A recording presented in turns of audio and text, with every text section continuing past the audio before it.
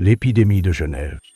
Dans l'hôpital ultramoderne de Genève, les couloirs stériles, baignés d'une lumière froide, résonnent d'un silence oppressant, ponctué par le bip des moniteurs et l'odeur piquante du désinfectant. Une épidémie mystérieuse frappe la ville, semant la peur et fauchant des vies, des anonymes aux figures les plus connues. Au cœur de cette crise, deux âmes luttent pour trouver une issue.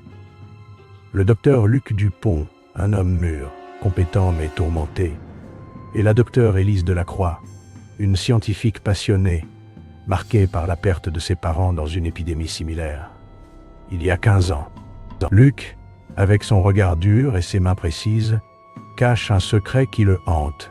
8 ans plus tôt, il a dirigé une expérience médicale illégale qui a mal tourné.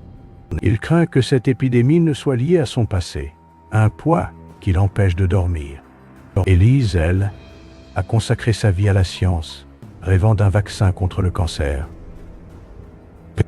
Mais l'épidémie a stoppé son projet, la forçant à plonger dans l'urgence. Leur collaboration, imposée par la crise, est d'abord tendue. Luc reproche à Élise son idéalisme, elle, méfiante, sent qu'il dissimule quelque chose. Pourtant, dans les couloirs froids de l'hôpital, où chaque seconde compte, ils n'ont d'autre choix que de s'unir. Les jours s'enchaînent, sombres et lourds. Les patients affluent, leurs visages pâles hantent les deux médecins points. Dans le laboratoire, sous la lumière crue, ils analysent des échantillons, testent des hypothèses, mais chaque échec est un coup au cœur.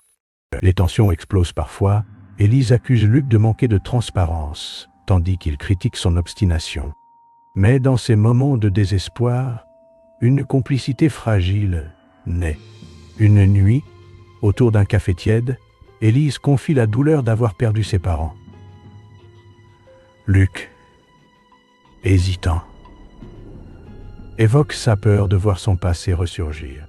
Ces instants, rares et précieux, les rapprochent. Un soir, alors que les couloirs semblent plus oppressants, Luc découvre une vérité glaçante en fouillant des dossiers médicaux. L'épidémie n'est pas naturelle. Elle est le fruit d'une expérience illégale, orchestrée par une conspiration pharmaceutique, tapie dans les sous-sols de l'hôpital. Ces individus ont libéré la maladie pour vendre un vaccin à prix d'or. Cette révélation frappe Luc comme un coup de poignard. Son expérience passée est liée à ce complot. Bouleversé, il avoue tout à Élise, s'attendant à son rejet. Mais elle, bien que secouée, choisit de lui faire confiance. « Oui, on arrête ça ensemble, murmure-t-elle. Leur quête les entraîne dans les entrailles de l'hôpital, un dédale de couloirs sombres et de danger. Ils déjouent un sabotage dans le laboratoire, où une explosion manque de les tuer.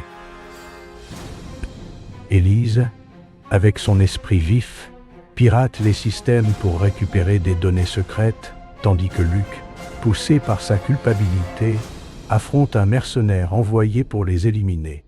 Chaque pas est un risque, chaque découverte un poids. Dans une course contre la montre, Élise élabore un antidote à partir des données volées, tandis que Luc protège leur travail, au péril de sa vie. Après des nuits sans sommeil, ils mettent au point une cure. Mais le prix est lourd. L'hôpital est en ruine, des vies ont été perdues, et la vérité sur la conspiration menace leur carrière. Ils décident de rendre publics les agissements des conspirateurs, publiant les preuves malgré les risques concis. La ville de Genève, peu à peu, retrouve espoir grâce à leur antidote. Les coupables sont arrêtés, mais les cicatrices de l'épidémie restent gravées dans les mémoires. Dans un couloir enfin calme, sous la lumière pâle de l'aube, Luc et Élise se regardent, épuisés mais unis. Ils ont sauvé Genève, mais la douleur des victimes pèse encore. Leur alliance, née dans la crise, est devenue une force indomptable.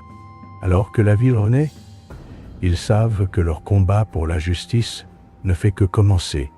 Ensemble, ils sont prêts à affronter l'avenir, portés par une victoire chèrement acquise, mais marqués par le souvenir de ceux qu'ils n'ont pas pu sauver.